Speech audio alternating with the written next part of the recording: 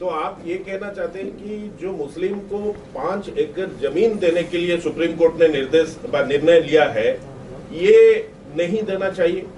ऐसा है कि जब सुप्रीम कोर्ट ने सिद्ध किया कि हिंदुओं का ही स्थान था, राम जी की जन्मभूमि है, उन्हीं का मंदिर था, तब यह अनुग्रह करने की क्या आवश्यकता?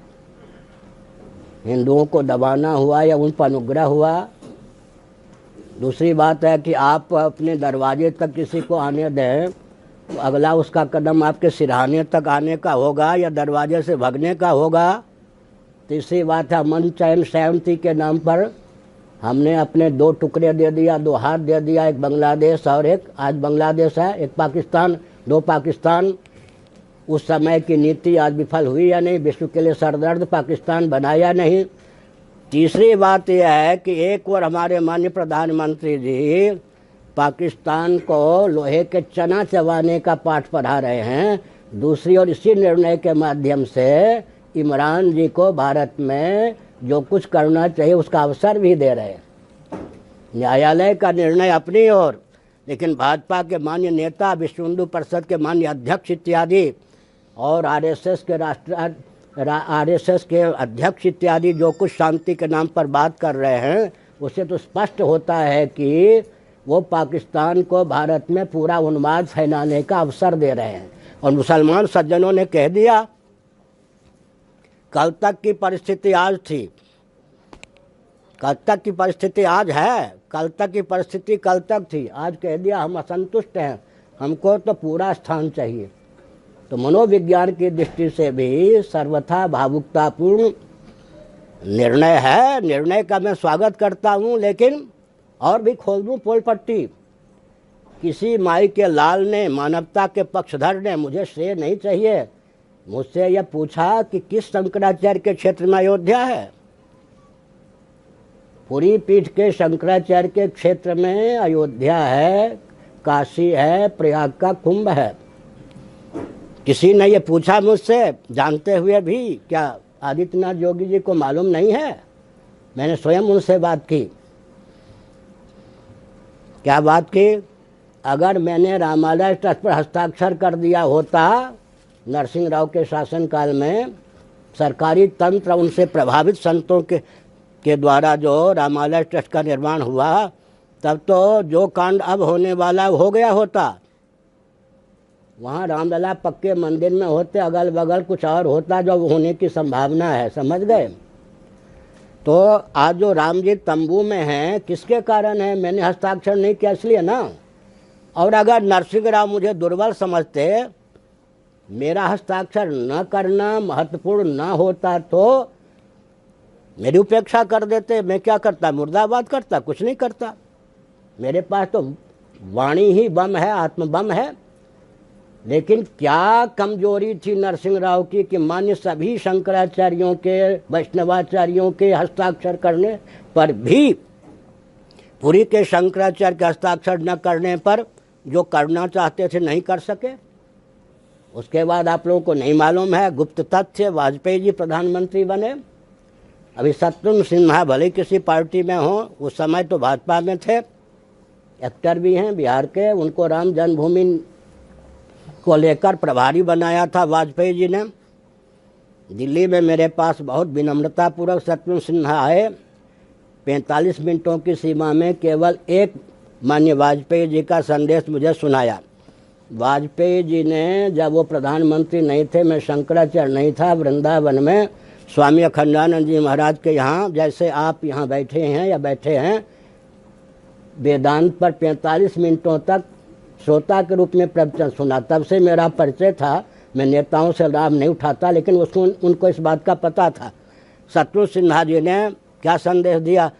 माननीय शंकराचार्य को प्रधानमंत्री वाजपेयी जी का संदेश है कि मंदिर के साथ अगल बगल कुछ और बनने की अनुमति दे दें। हमने कहा ना, न उनका भला न हमारा भला।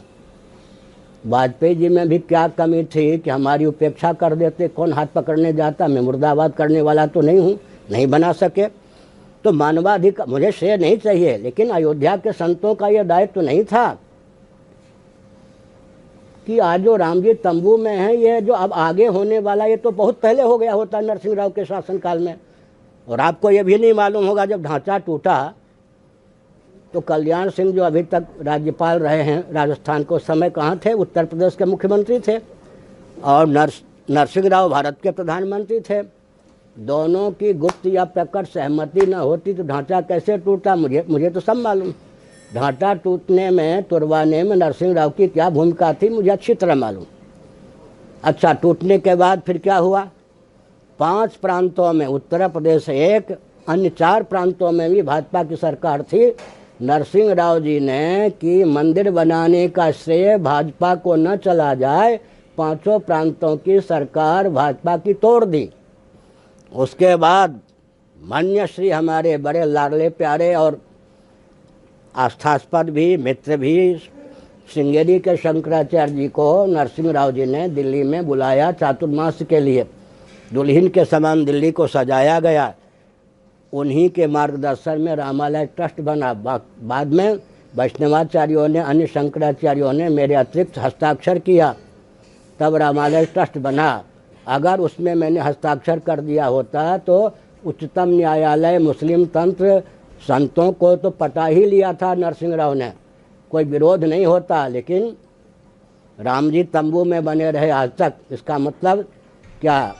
मुझे जो यातना दी गई उस समय नरसिंह राव के शासनकाल में, अब तक मैं उस यातना को भोग रहा हूँ। समझ गए? तो मुझसे पूछने की आवश्यकता नहीं थी क्या कि आपके मन में क्या चिंता थी, भविष्य को क्या समझकर आपने हस्ताक्षर नहीं किया।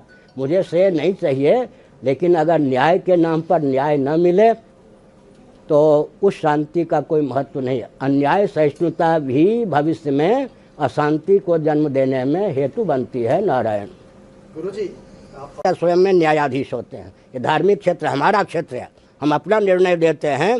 होना क्या चाहिए? मुस्लिम तंत्र को अधिकार छोड़ना चाहिए। उदारता को दुर्बलता न समझकर सचमुच में उदारता का परिचय देना चाहिए। हिंदुओं के प्रति कृतज्ञता का परिचय उसी प्रकार देना चाहिए जैसे टाटा आदि पारसी देते। मालूम है ना, सोनिया जी कहाँ की हैं? उसी को पारस बोलते थे ना पहले।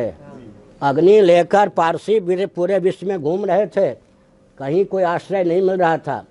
यादव राजा और द्वारका के उस समय के शंकराचार्य ने आपस में विचार किया कि हमारे क्षेत्र में यह भटक रहे हैं, अग्नि लेकर घूम रहे हैं, अग्नि के पुजारी हैं, इनको भारत में अतिथि देवो भव की दृष्टि से बसाया जाए या न बसाया जाए।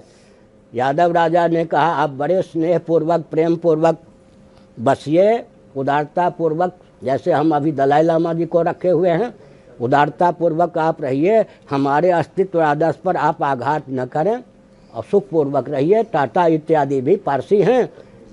जैसे पारसियों ने कृतज्ञता का परिचय अब तक दिया है, वैसे मुस्लिम तंत्र को भी कृतज्ञता का परिचय देना चाहिए।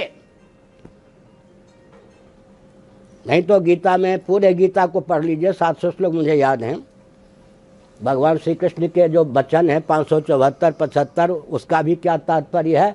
कर्तव्य का निर्णय एकांगी नहीं होता। व्यावहारिक धरातल पर गीता का सारांश है, कर्तव्य का निर्णय एकांगी नहीं होता। अर्जुन, दुर्योधन ने, धार्तराष्ट्रों ने तुमको जिस कगार पर पहुंचा दिया है, उस कगार पर अब छात्र धर्म क्या कहता है, यह विचार करो। गीता का सारांश व्यावहारिक धरातल पर है, कर्तव्य का निर्णय एकांगी नहीं होता। हर हर महादेव।